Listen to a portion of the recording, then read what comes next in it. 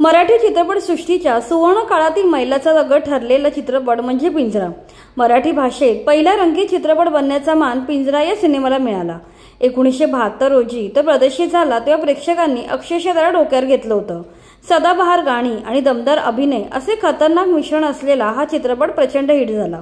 पण चित्रपटातील सामाजिक संदेशामुळे हा चित्रपट कालातीत झाला आहे। एखादा माणूस आपल्यातून निघून गेल्यानंतर त्याचे विचार कायम राहिले पाहिजेत, त्याचा आदर्श जिवंत राहिला पाहिजे। पिंजराची कथा हाच संदेश देते। हा महामेरू ज्या पायावर भक्कम उभा राहिला ते म्हणजे चित्रपटाचे अजरामर कथानक। चित्रपटाची कथा जीवनाचे सत्य उलगडून दाखवणारी, अंतर्मुख करणारी आहे। म्हणूनच निव्वळ मनोरंजनाच्या पलीकडे त्याने करोडो रसिकांच्या मनात अढळ स्थान निर्माण केलं होतं। तो साकारणं सोपं नव्हतं। प्रसिद्ध निर्माते दिग्दर्शक व्ही शांताराम यांनी शिवधनुष्य लिलया पेलले। अनेक अडचणी आल्या तरीही टीमने झपाटून काम करत ही अजरामर कलाकृती तयार केली। त्याच्या निर्मितीमागची ही कहाणी आज आम्ही तुम्हाला या व्हिडिओद्वारे सांगणार आहोत। चला तर व्हिडिओ सुरू करूया। एखादी अजरामर कलाकृती सहजरीतीने पूर्ण होत नाही। अनेक गोष्टी घडाव्या लागतात, अपार कष्ट करावे लागतात। पिंजरा हा चित्रपट बनवणेही खूप कठीण होतं। अनेक संकटांना तोंड देत या कलाकृतीने जन्म घेतला। पिंजरा चित्रपटाचे मूळ कथानक एका जर्मन कादंबरीवर आधारित आहे। लेखक हेनरिच मन यांची प्रोफेसर वुंदरन कादंबरी प्रसिद्ध झाली। या कादंबरीवर आधारित द ब्लू एंजल हा चित्रपट आला होता। त्या सर्कशीत काम करणाऱ्या महिलेच्या नादी फसून नायक आपले आयुष्य उद्ध्वस्त करतो। ही कल्पना घेऊन अनंत माने यांनी मराठी रंगरूप देऊन कथा तयार केली। मूळ कथेला सर्कशी पार्श्वभूमी होती, ती बदलून तमाशा करण्यात आली। मूळ कथानकापेक्षा उजवी आणि दर्जेदार कथा लिहून अनंत मानेंनी स्वतः सिनेमा काढायचं ठरवलं। त्यावेळी मास्तरांची भूमिका अरुण सरनाईक आणि चंद्रकलेचे काम जयश्री गडकर करत होत्या। मुहूर्त होऊन शूटिंगही सुरू झालं होतं। मात्र चित्रपटाला घेऊन माने यांच्या मुलाला भयंकर स्वप्न पडले। त्यामुळे अनंत माने यांनी 4 दिवसाच्या शूटिंगनंतर सिनेमा रद्द केला। पुढे जेव्हा शांताराम बापूंना तमाशा प्रधान चित्रपट बनवायचा होता तेव्हा बापूंना आपले जुने शिष्य अनंत माने यांची आठवण झाली। माने तेव्हा मराठी चित्रपटसृष्टीतील दिग्गज दिग्दर्शक बनले होते। सांगते ऐका, सवाल माझा ऐका, केला इशारा जाता जाता, एक गाव 12 भानगडी असे अनेक हिट चित्रपट त्यांनी बनवले होते। चित्रपटासाठी तयार असलेली पिंजरा ही कथा माने यांनी शांताराम बापूंना ऐकवली। बापूंना ही कथा खूप आवडली। त्यावेळी त्यांनी अनंत माने यांना दिग्दर्शक म्हणून काम करायला सांगितले। मात्र आपले गुरु शांताराम बापू समोर असताना आपण दिग्दर्शकाच्या खुर्ची बसणार नाही ही भूमिका त्यांनी घेतली। मग बापू नाईलाजाने दिग्दर्शक झाले तर माने त्यांचे असिस्टंट झाले आणि चित्रपटावर काम सुरू झालं। चित्रपट तमाशाप्रधान असल्यामुळे संगीत ही महत्त्वाची बाब होती।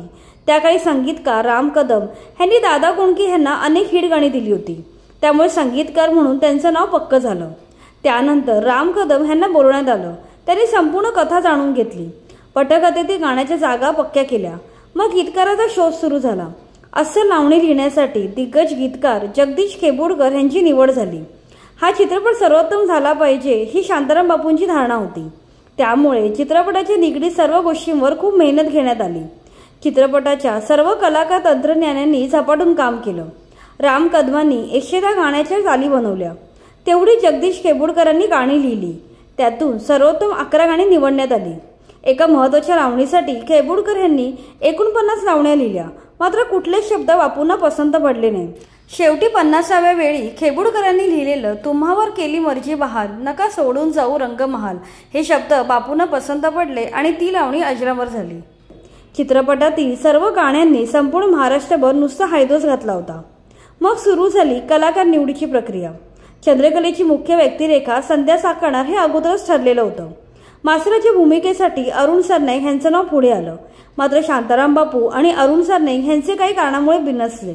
अरुण सरनाईक यांच्या तोडीसतोड राजबिंडा आणि देखणा कलाकार शोधण्याचं काम सुरू झालं। सिनेसृष्टीत त्यावेळी तसा अभिनेता कोणी नव्हता। त्यावेळी डॉक्टर श्रीराम लागू यांचं एक नाटक गाजत होतं। त्यांच्या अभिनयाचं लोक कौतुक करत होते। बापूंनी जेव्हा लागू यांचं नाटक पाहिलं तेव्हा त्यांना पिंजरामधील मास्तर सापडला। 2-4 नाटकात भूमिका केलेल्या नवोदित श्रीराम लागूंना शांताराम बापू आपल्या चित्रपटात काम करणार का असं विचारतायत यावर विश्वासात बसत नव्हता। मात्र त्या काळी संहिता चोरल्या जात, त्यामुळे शांताराम बापू अभिनेत्यांना संहिता देत नसत। मात्र श्रीराम लागू संहितेशिवाय सिनेमा करायला तयार नव्हते। ही बोलणी फिसकटू नये म्हणून व्ही शांताराम यांच्या नकळत लागूंना गुपचूप स्क्रिप्ट आणून देण्यात आली। तरीही तमाशाप्रधान चित्रपटाला पिंजरा नाव असावे यामुळे लागू थोडे साशंक होते। मात्र अनंत माने यांनी त्यांना नावाचा अर्थ समजावून सांगितला तेव्हा त्यांची शंका दूर झाली। पिंजरा सिनेमाच्या रूपाने श्रीराम लागू यांना मराठी सिनेमाच्या इतिहासातील सर्वात मोठा ब्रेक मिळाला। पुढे अनेक दिग्गज नावे चित्रपटाशी जोडली गेली। सर्वांकडून बापूंनी सर्वोत्तम काम करून घेतलं। चित्रपटाची प्रत्येक फ्रेम जबरदस्त असली पाहिजे असा शांताराम बापूंचा आग्रह असायचा। चित्रपटाचे संपूर्ण चित्रीकरण तमाशा कलेचे मूळ असलेल्या कोल्हापुरात करण्यात आलं। पिंजरा चित्रपटात एक सीन आहे। या एका सीनसाठी बापूंनी आपला मुलगा किरण ह्याला 4 पौर्णिमांच्या रात्री रंकाळ्याला पाठवून दिले। कोणत्या अँगलने तो सीन बरोबर येईल यासाठी त्यांनी अनेक वेळा पौर्णिमेला तिकडे जाऊन निरीक्षण केलं। मगच सीनसाठी सेट लावण्यात आला। इतक्या तपशिलाने चित्रीकरण करणाऱ्या बापूंना भारतीय सिनेसृष्टीतील जादूगार म्हटले जाते ते याच कारणासाठी। बापू प्रत्येक चित्रपटाचं पोस्टर स्वतःहून फायनल करायचे। पिंजराची सर्व बॅनर पोस्टर बापूंनी डिझाईन केली होती। त्यानंतर पुण्यातील प्रत्येक रिक्षाच्या मागे चित्रपटाचे पोस्टर लागले। साहजिकच लोकांमध्ये पिंजरा नावाने उत्सुकता निर्माण झाली आणि चित्रपटाच्या रिलीजच्या दिवशी प्रभात थिएटरमध्ये रसिकांची तुडुंब गर्दी झाली। पिंजराच्या पहिल्या शोच्या वेळी चित्रपटाच्या लावण्यांवर प्रेक्षकांनी अक्षरशः पैसे फेकले। अवघं थिएटर नाचायला लागलं। एवढा तुफान प्रतिसाद चित्रपटाला मिळाला। पुण्यात 2.5 वर्ष हा सिनेमा हाऊसफुल गर्दी खेचत होता। पिंजराची सिल्वर जुबली झाली तेव्हा एक माणूस बापूंना भेटून त्यांच्या पाया पडला। तो म्हणाला, मी तुमच्या चित्रपटाची तिकीटं मी ब्लॅकने विकायचो। तिकीटं विकून मी माझ्या मुलांचं शिक्षण पूर्ण केलं।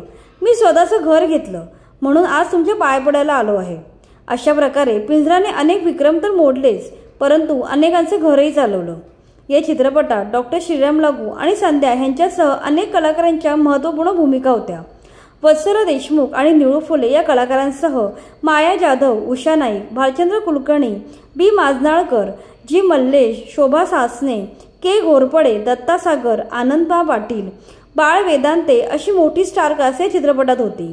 यापैकी प्रत्येकाने जीव ओतून काम केलं। याशिवाय पडद्यामागही अनेक दिग्गज लोकांनी काम केलं। शंकर पाटील यांनी अनुरूप डायलॉग लिहिले। तमाशाप्रधान चित्रपट असल्याने भडक मेकअप करण्याची गरज होती।